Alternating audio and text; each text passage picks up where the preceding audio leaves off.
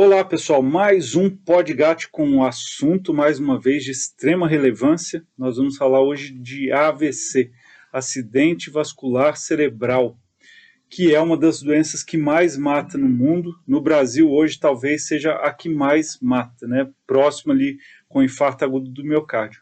E mais uma vez estamos aqui com o Rony, enfermeiro do SAMU, que veio falar um pouco sobre essa doença tão importante no dia a dia da população. Porque é uma doença que mata muito e também deixa sequelas, né, Rony? Sem dúvida nenhuma. O acidente vascular cerebral ou acidente vascular encefálico, que é uma outra terminologia, né? Ele tem uma alta mortalidade, né, como você já colocou aí os dados, mas ele também tem uma alta morbidade, né? Sobretudo os acidentes do tipo isquêmico. A gente vai falar aqui da diferença entre cada um, mas quando eu penso no acidente vascular isquêmico, eu tenho uma mortalidade reduzida comparada ao hemorrágico, mas uma morbidade muito ampla. E aí a gente tem um problema de saúde pública, porque impacta a vida de todo mundo, né? Então, definindo aqui o acidente vascular cerebral, vamos chamar aqui de AVC, que pode ser também chamado de EVE.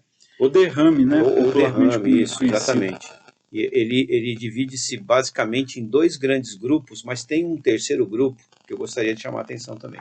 Então vamos lá. O acidente vascular isquêmico, o próprio nome já diz. Isquêmico é que tem redução da oferta de oxigênio. O acidente vascular isquêmico, ele é uma espécie de infarto. Nós já falamos de infarto aqui em outros episódios, onde mostramos que a isquemia é uma redução da oferta de oxigênio para uma artéria do coração, a artéria coronária.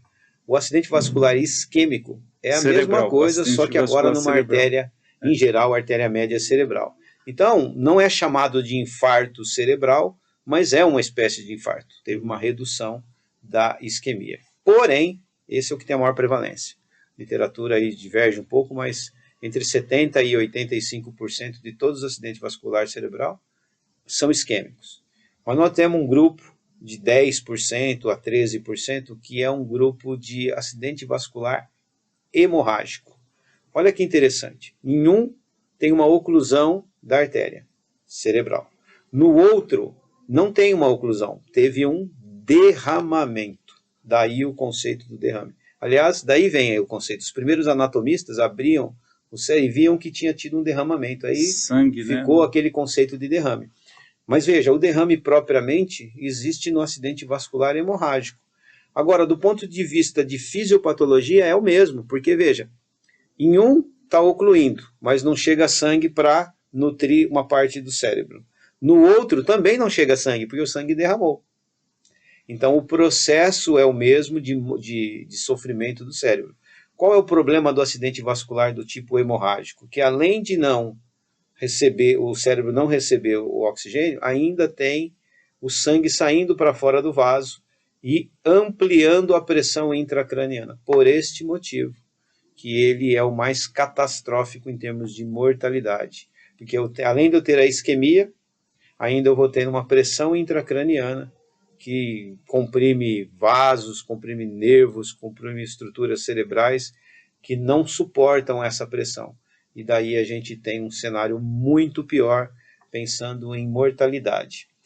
Mas o que mais ocorre no nosso meio é, sem dúvida nenhuma, um acidente vascular isquêmico, onde, igual ao infarto, que a gente já discutiu, eu tenho um trombo, tenho um coágulo ocluindo a artéria, e essa artéria precisa também ser liberada através de um medicamento ou através de algum procedimento para que restabeleça o fluxo sanguíneo daquela parte do cérebro. Mas eu gostaria de chamar a atenção, é uma preocupação que eu tenho particular, que depende da literatura, não traz essa informação, que é o chamado AIT, acidente isquêmico transitório. Olha só que interessante, ele é uma espécie de acidente vascular isquêmico, porém ele é transitório.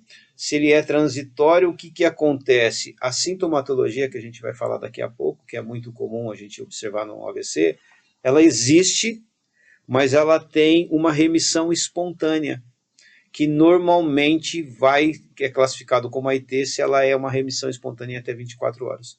Isso está mudando na literatura, mas ainda é assim que a gente trata. Só que qual é o grande senão ali? embora seja aceitável pela literatura até 24 horas, a grande maioria, a esmagadora maioria dos pacientes que tiverem um acidente isquêmico transitório, ela vai ter remissão da sintomatologia em até 1 hora. Então é muito comum, aqui entra a minha preocupação, nós profissionais da saúde, não vemos mais esses sinais e sintomas que apareceram, mas que foram embora. E eu não considerar como uma urgência cerebral. Isso é comum no ambiente pré-hospitalar, de você chegar na casa e a pessoa que acionou o serviço, olha só o que eu vou dizer aqui, isso é a importância. A pessoa acionou o serviço, porque encontrou a pai, a mãe, o marido plégico, por exemplo, uma das alterações, e ligou para o serviço. Plégico, assim, sem mexer um perda dos da lados força do, motora. perda da força de um dos lados do corpo. Ela encontrou uma dessas alterações que a gente vai falar daqui a pouco. Aí ela acionou o serviço. Aí o serviço, então, tempo de deslocamento, etc. e tal. E eu falei aqui, que não sou eu que digo, né, a literatura, que a maior parte tem uma remissão dentro da primeira hora. E aí não é incomum eu chegar, uma unidade de saúde pré-hospitalar, e não encontrar mais aquela sintomatologia.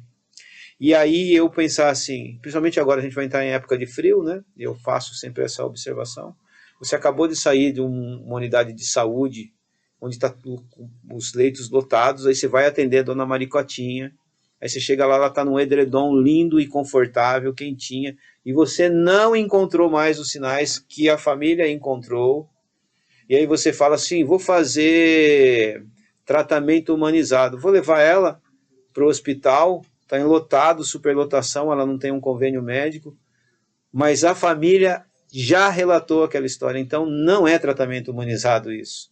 Essa dona Maricotinha precisa ir para o hospital, essa dona Maricotinha precisa ser submetida a algumas avaliações, entre as quais uma tomografia, entre as quais um eletrocardiograma, para avaliar se não tem, muitas vezes, aí uma arritmia, mais comum é FA, que precipita a maior parte dos infartos, ou desculpa, dos acidentes vasculares isquêmicos. Um ecocardio. Um ecocardio. Olha só, o AIT, ele é sorrateiro. E se nós não ficarmos atentos para isso, a gente vai se deixar enganar pela ideia de que não, ela não precisa para o hospital, mas precisa.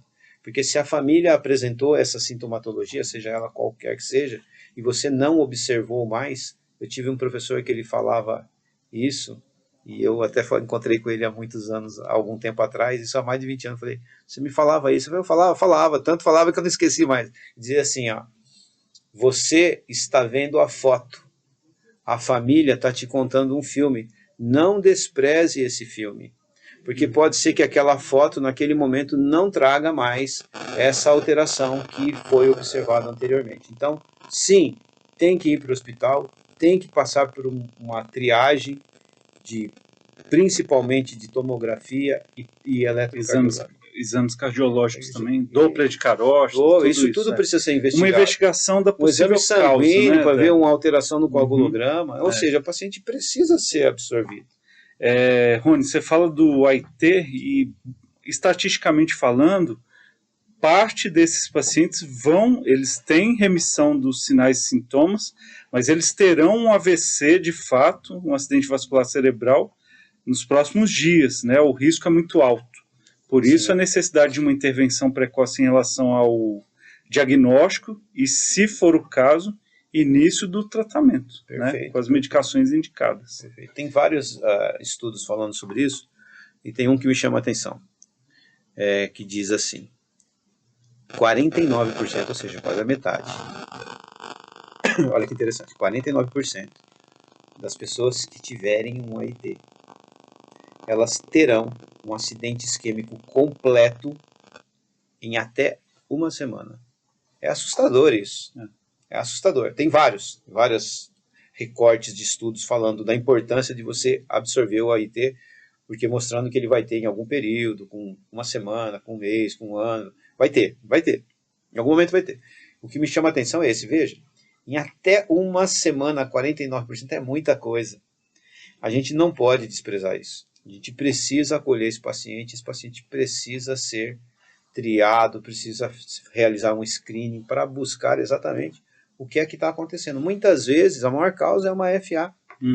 Uma FA, FA é uma fibrilação atrial, para quem não sabe, que é uma parte do coração ali tremendo, formando coágulo, né? Perfeito. E esse coágulo sai do coração, vai para a artéria cerebral pelo caminho normal, né, do sangue, Perfeito. chega no cérebro e obstrui uma pequena artéria, e essa região vai sofrer.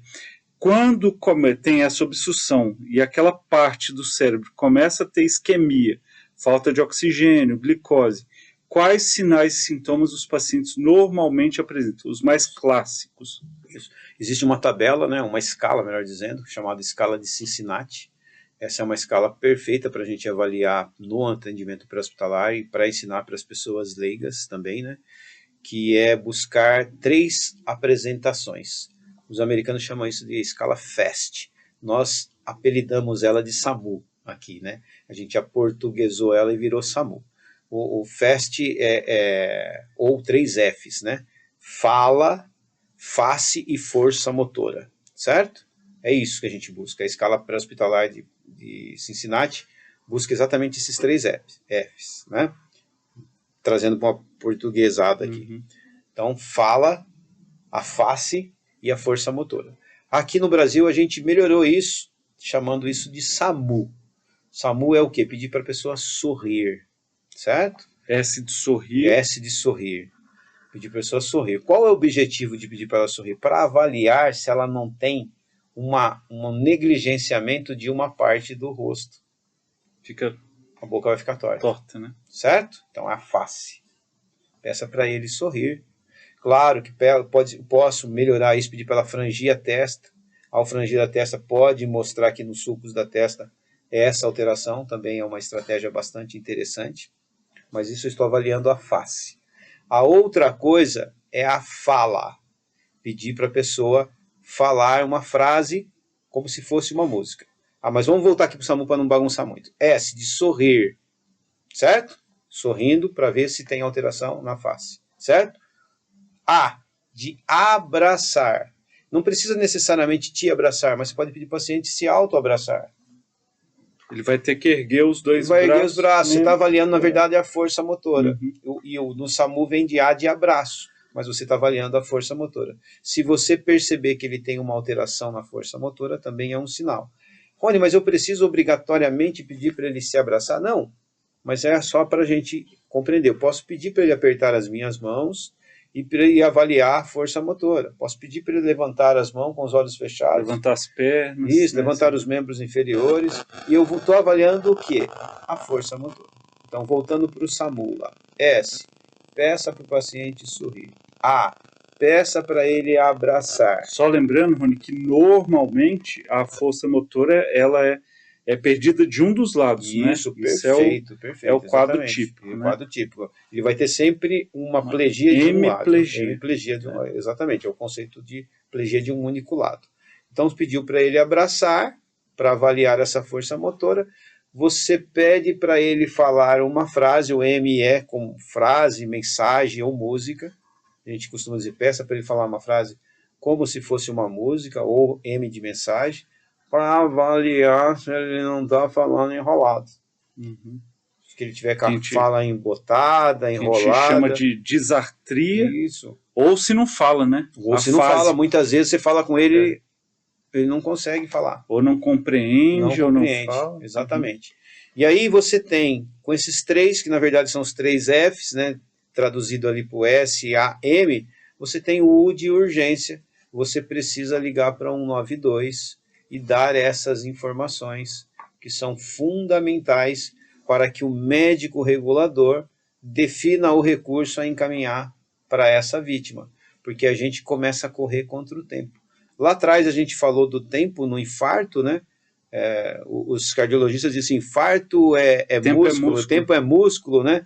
O neurologista fala tempo é cérebro, os dois estão certos.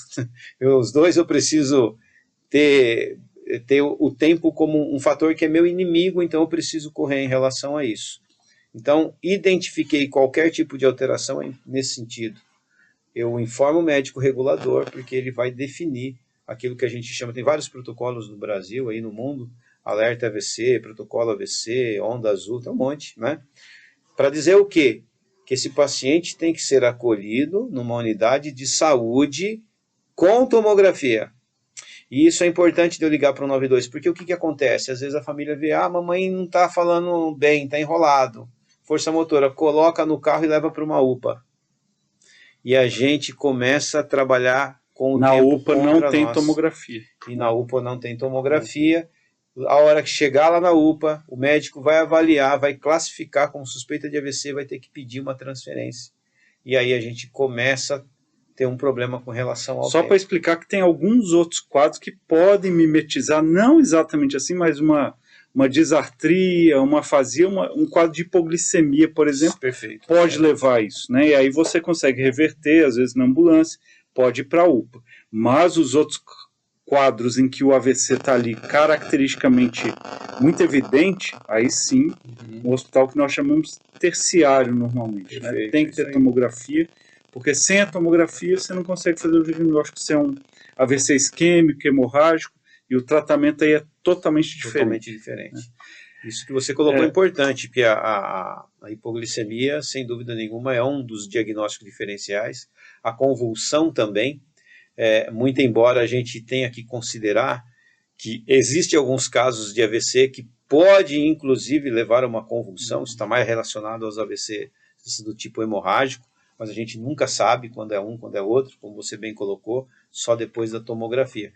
Mas dois dos grandes diagnósticos diferenciais são esses, a hipoglicemia e a convulsão, que muitas vezes o paciente tem um quadro de epilepsia. E já tem histórico prévio, já toma medicação. Né? Isso tudo é importante de se relatar.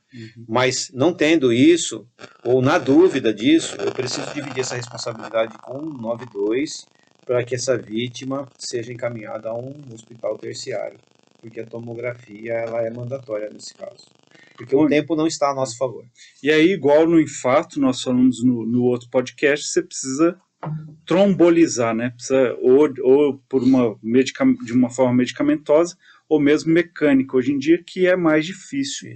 Essa tecnologia não está disponível na maior parte do serviço. Então, o que nós temos é a trombólise, o uso de uma medicação para desobstruir no AVC isquêmico, né, naquele que obstruiu. Isso, perfeito. Que também não é isento de riscos, né? O paciente pode sangrar, tem alguma contraindicação. Eu gostei muito da camiseta que você está usando, você poderia mostrar aí, claro, porque é um dado muito relevante. Vim aqui a propósito com camiseta. Ó, consegue a câmera pegar aqui? Consegue, Sara? Pega lá. 1 em cada 4 de nós terão um AVC ao longo da vida. A Carol, que é a neuroclínica que veio aqui, ela mostrou 4 canetinhas Bic, 3 azuis e uma preta, e ele falou, uma dessas pessoas, das 4 vai ter esse AVC. Então não deixe que seja você. Dia Mundial do AVC, 29 de outubro. Maravilha. É uma estatística realmente muito forte. E aí não tem como fugir, né? Porque eu vou falar, como é que a gente evita ter AVC? Né? Tem histórico familiar, mas tem como? O que a gente faz? Na verdade, quando a gente buscou, a gente falou isso no outro podcast, né? Quando a gente tem mudanças de hábitos, ou hábitos saudáveis, eu, de certa maneira, estou me protegendo contra essas possibilidades aí, né?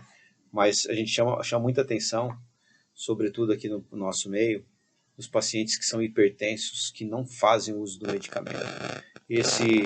Da grande maioria dos casos que eu já atendi, claro que é uma casuística pessoal, os pacientes, e invariavelmente esse paciente evolui com um acidente do mais grave, que é o hemorrágico, são pacientes que não fazem o tratamento adequado da pressão arterial. Não está sentindo nada, não toma o remédio. Isso é uma questão... tão comum, né? Muito comum. É cultural, é educacional, a gente precisa reforçar isso com os nossos familiares, que o medicamento é que nem escovar o dente. Se é hipertenso, você não escova o dente todo dia, vai tomar um remédio todo dia. Mas estou me sentindo bem. Mesmo assim, é exatamente por isso. A pressão alta não dá sinal. Né? A pressão é aquilo que a gente se diz, né? É uma assassina silenciosa, né? Assassina silenciosa. Então, o que acontece? Quando ainda tem os sintomas, ainda a gente até fala que ainda bem, porque na maioria das vezes ela pode não apresentar nada e fazer um rompimento. A principal causa do acidente vascular hemorrágico, que tem menor incidência, mas tem maior mortalidade, é por conta dessas hipertensões maltratadas, ou também, é claro que a gente tem uma casuística importante de pacientes que têm aneurisma cerebral. Mas ainda assim ele tem que controlar com a pressão arterial. Se ele não controlar com a pressão arterial e ele tem um aneurisma, ele vai ter, ao longo do tempo, deixando esse aneurisma, né, cada vez mais frágil, facilitando no aumento de uma pressão arterial elevada, o rompimento desse aneurisma.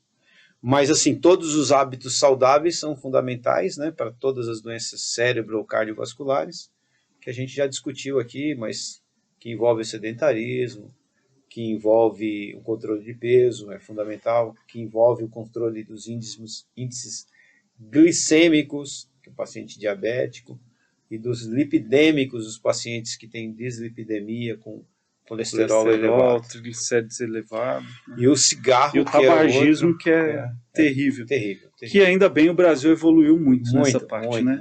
É um exemplo mundial de país que combate o tabaco de uma forma efetiva. Sem dúvida nenhuma, foi um grande avanço que a gente teve. Rony, mais uma vez, obrigadíssimo. Eu gostaria de falar em relação mais ao tempo aqui, tem um pouquinho mais de tempo? Claro, e se quiser usar a sua câmera lá também. Tá. Qual é a minha câmera? Essa aqui, ó. É aquela ali. Eu gostaria de falar sobre o tempo. O nosso tempo para esse paciente receber o tratamento do AVC ele é muito curto. O ideal é que ele seja absorvido numa unidade de saúde. Tem alguns exames prévios que a gente tem que fazer, obrigatoriamente a tomografia, e definindo que esse paciente tem um acidente vascular do tipo isquêmico, que é o mais prevalente, nós temos até 3 horas para decidir pelo medicamento. Então o médico vai fazer lá os chamados critérios de exclusão, para ver se não tem risco de aumentar o sangramento, e não tendo os critérios de exclusão, que por acaso é o mesmo do infarto, esse paciente vai receber, caso a tomografia não venha com sinal de sangramento, vai receber o medicamento, e a gente tem 3 horas para isso. Alguns casos isolados até 4 horas e meia, mas a nossa meta são 3 horas. Parece muito tempo, mas esse ele escorre pelas mãos. Então eu preciso definir isso junto com a Central 192. Por quê? Porque se eu levar para uma UPA, eu vou contribuir para que eu perca essas 3 horas. Infelizmente, a gente ainda tem no Brasil uma situação de baixa trombólise para o AVC. Baixa. Menos de 2% era a última que eu vi. É muito pouca gente sendo trombolizada. Por quê? Porque a gente perde o time para isso, que é a janela de penumbra, a janela de oportunidade de trombolizar esse paciente. Claro que a gente tem uma dificuldade que é, quando é que esse paciente teve AVC? A gente não sabe. Então, por exemplo, a vítima que acorda pela manhã com algum desses sinais da escala de Cincinnati, a gente infelizmente está no escuro e a gente tem que se limitar apenas à última vez que ele foi visto bem. Que muitas vezes é na noite anterior. Né? Então a gente tem essa limitação, está mudando, vai mudar.